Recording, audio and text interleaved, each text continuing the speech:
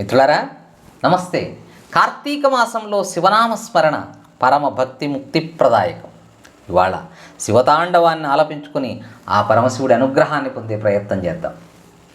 శివతాండవం అనగానే ఎవరికైనా గుర్తొచ్చేది జటాటవీగలజ్జల ప్రవాహ పావిత స్థలే గలేవలం యలంబితాంభుజంగతుంగమాలికాం డమడ్డమడ్డమడ్డమన్నినాదవడ్డమర్వయం చకార చండ తాండవం తనోతు న శివ శివం.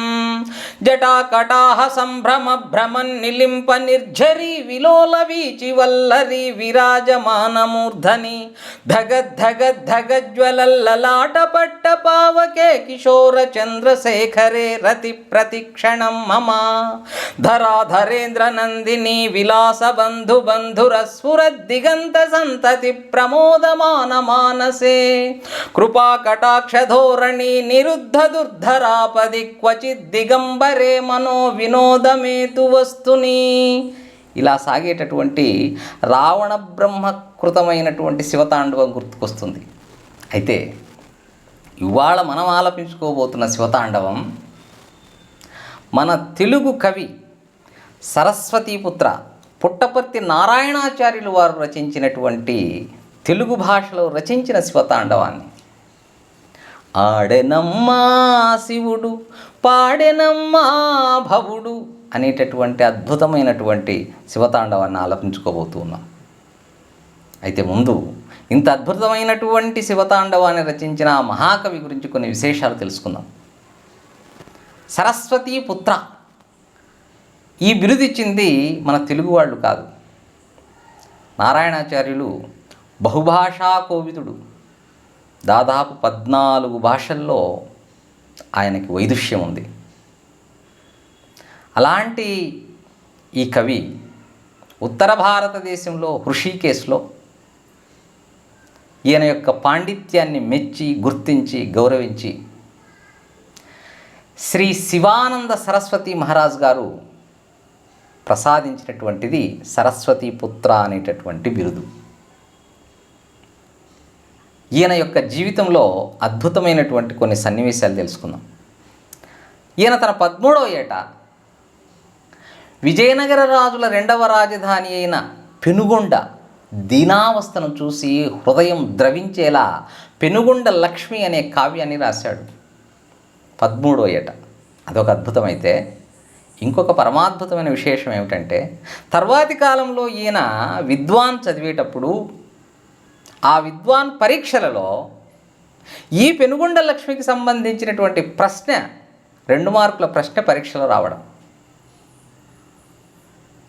బహుశా ప్రపంచ సాహిత్య చరిత్రలోనే నభూతో నభవిష్యత్. తాను రచించినటువంటి కావ్యానికి సంబంధించినది తానే మరి తను పరీక్షలో అలాంటి ప్రశ్నను ఎదుర్కోవడం. అయితే విధి విలాసం ఏమిటంటే ఆయన పరీక్ష తప్పాడు. ఎందుకు తప్పాడు?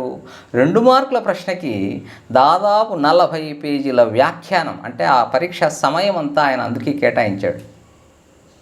అలాంటి పాండితీ ప్రకర్ష కలిగినటువంటి మహాకవి శ్రీ పుట్టపర్తి నారాయణాచార్యులు.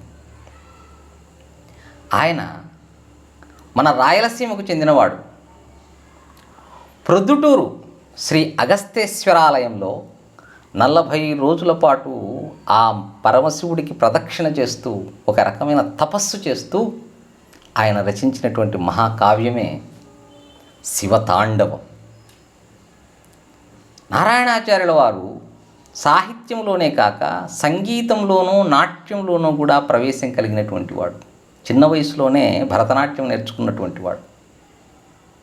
అందువల్లనే ఈ శివతాండవంలో సంగీతము నాట్యము కూడా అంతర్లీనంగా మిళితమై కనిపిస్తాయి.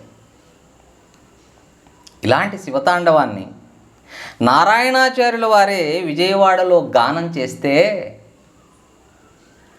విశ్వనాథ సత్యనారాయణ, కవి సామ్రాట్ విశ్వనాథ సత్యనారాయణ గారు తెలుగు భాషకి మొట్టమొదటి జ్ఞాన్పీఠ్ అవార్డు తెచ్చినటువంటి వాడు.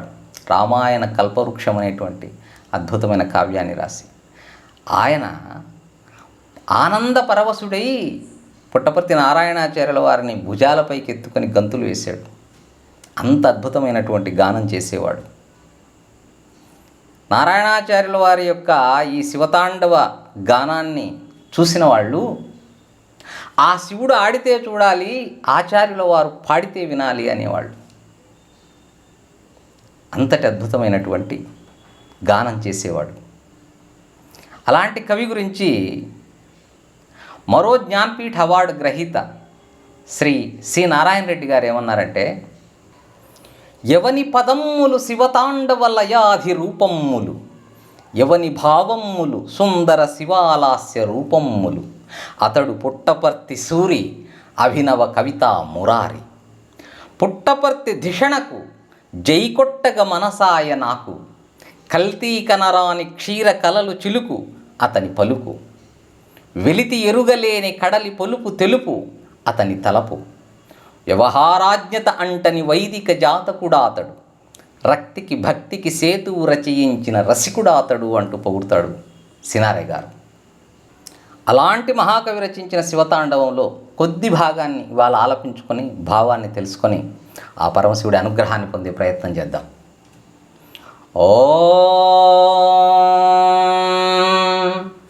ఆంగికం భువనం యస్య వాచికం సర్వవాంగ్మయం, ఆహార్యం చంద్రతారాది తం నమః సాత్వికం శివం. సమస్త విశ్వం తన శరీరంగా కలిగినవాడు, సమస్త సాహిత్యమంతా ఆయన స్వరమైనవాడు, సూర్యుడు చంద్రుడు నక్షత్రాలు తనకు ఆభరణాలుగా అలంకరించుకున్నవాడు, సత్వగుణ సంపన్నుడు మంగళకరుణైనటువంటి ఆ పరమశివుడికి నమస్కారం.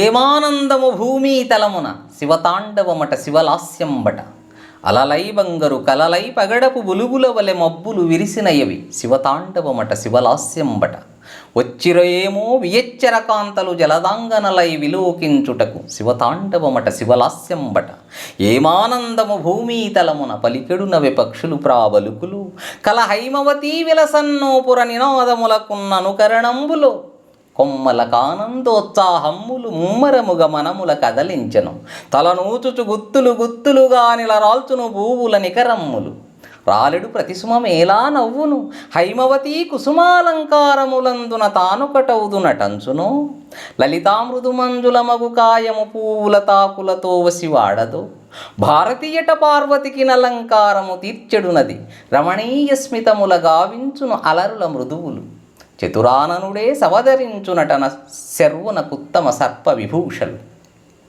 వీచ విశబ్దిత కీచకములు మృదు వీచులుగా దర్పిత లోకమ్ములు, మారుతములు కోటీరితాబ్జుడగు శివునకు సేవలు చెల్లించుటకై తక దిరిగిట తక దిరిగిట నాదమ్ములతో లోకమ్ముల వేలుపు నెమ్మిగ నిలబడి నృత్యమాడునెడ, లయానుగతి గమ్రముగా శృతి పట్టుటకో గొంతులు సవదరించునొత్కట భృంగమ్ములు.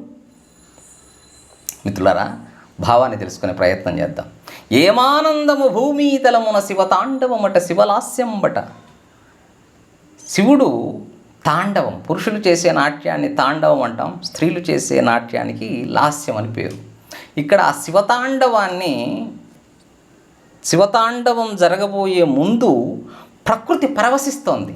ఏమానందం భూమితలమున అలలై బంగరు కలలై పగడపు పులుగుల వలె మబ్బులు విరిసినయవి.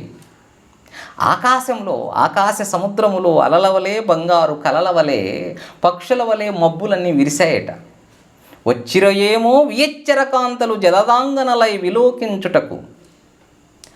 ఆ మేఘాలు ఎవరు అంటే వియచ్చరకాంతలు, అప్సరకాంతలు ఈ నాట్యాన్ని దర్శించటం కోసం అలా ఆకాశమంతా కూడా విచ్చేసి ఉన్నారు. ఏమానందము భూమితలమున పలికెడునవి పక్షులు ప్రాబలుకులు. ఆనందంతో పక్షుల యొక్క కిలకిలారావాలు వేద నాదాలుగా వినిపిస్తున్నాయట. కలహైమవతి విలసన్నోపుర నినాదములకున్నను కరణంబులో. మరి అమ్మవారు లాస్యం చేస్తోంది కదా, ఆ చేస్తున్నప్పుడు విలసన్నోపుర నినాదములకు, ఆ మువ్వల శబ్దాలకు, అమ్మవారి కాలికున్న మువ్వల శబ్దాలకు అనుకరణంలా అన్నట్టు ఈ పక్షుల యొక్క నాదం వినిపిస్తోంది. కొమ్మలకానందోత్సాహమ్ములు ముమ్మరముగ మనముల కదలించెను, తలనూచుచు గుత్తులు గుత్తులుగా నిలరాల్చును పువ్వుల నికరమ్ములు. గాలి వీస్తే పువ్వులు చెట్ల కొమ్మలు ఊగడం సహజం. కానీ ఇక్కడ ఆ పరమశివుడి యొక్క తాండవాన్ని చూసి పక్షులు అలా పరవశమై ఊగుతూ ఉంటే ఆ చెట్లకున్న కొమ్మలకున్న పువ్వులన్నీ కూడా రాలి కింద పడిపోయాయట. రాలేడు ప్రతి సుమమేలా నవ్వును. అయితే కింద పడిన పువ్వులు నవ్వుతున్నాయట. ఎందుకు? హైమవతి కుసుమాలంకారములందున తానొకటవుదునటంచునో. ఆ పువ్వులన్నీ మాలగట్టి అమ్మవారి మెడలో వేస్తారు కదా, అప్పుడు ఆ పరమశివుడు నాట్యాన్ని ఇంకా దగ్గరగా చూసి ఆనందించవచ్చు అనే ఉద్దేశ్యంతో. లలితామృదు మంజుల మగుకాయము పువ్వుల తాకులతో ఒసివాడదో. అయితే ఈ పూలమాలలు, అమ్మవారు ఒక లతాంగి, ఆమె మృదు శరీరం. మరి ఈ పూలమాలలు వేస్తే అమ్మవారు ఒసివాడదో అంటే భారతీయట పార్వతికి నలంకారము తీర్చెడున్నది. సామాన్యులు కాదు అమ్మవారిని అలంకరిస్తున్నది. సంగీత సాహిత్య సరస్వతి భారతి అలంకరిస్తోంది. సాక్షాత్తు సరస్వతి అలంకరిస్తోంది. రమణీయ స్మితముల గావించున అలరుల మృదువులు. కాబట్టి ఆ మృదువైనటువంటి పుష్పాలు అమ్మవారికి అందాన్ని ఆనందాన్ని కలిగిస్తున్నాయి. చతురాననుడే సవదరించునట శర్వునకు ఉత్తమ సర్ప విభూషలు. నాట్యం చెయ్యాలా అంటే ముందు అలంకరణ ముఖ్యం కదా. ఆ అలంకరణ పార్వతికి సరస్వతీమాత చేస్తే, సాక్షాత్తు శివుడికి 4 తలలు కలిగిన బ్రహ్మ ఆ చేతులకు, మెడకి, నడుముకు ఆ సర్పహారాలను అలంకరిస్తూ ఉన్నాడు. వీచ విశబ్దిత కీచకములు మృదు వీచులుగా దర్పిత లోకమ్ములు మారుతములు కోటీరితాబ్జుడగు శివునకు సేవలు జల్లించుటకై. ఆ ప్రకృతిలో ఉన్నటువంటి కీచకములు అంటే వెదురు, ఆ వెదురు చెట్ల యొక్క గాలి, వెదురులో నుంచే కదా మురళీనాదం వినిపించేది. ఆ గాలి ఒక సంగీతంలాగా వినిపిస్తోందట. తకజం తకజం తకదిరికిటనాదమ్ములతో లోకమ్ముల వేలుపు నెమ్మిగ నిలబడి నృత్యమాడు నెడల యానుగతి గమ్రముగా శృతి పట్టుటకో గొంతులు సవదరించునుత్కట భృంగమ్ములు. భృంగములు అంటే తుమ్మెదలు ఆ సంగీతానికి శృతి కలుపుతున్నట్లుగా అవి నాదం చేస్తూ ఉన్నాయి. ఆ నాదానికి ఆయన నాట్యం తకజం తకజం తకదిరికిట నాదం. ఆ నాదము ఆ పరమేశ్వరుడి యొక్క నాట్యానికి అనుగుణమైనటువంటి శృతితో అవి గొంతు కలుపుతున్నాయన్నట్లు నారాయణాచార్యులు వారు రచించారు. మిత్రులారా, తర్వాతి భాగాల్ని మరో వీడియోలో తెలుసుకునే ప్రయత్నం చేద్దాం. శుభం భూయా.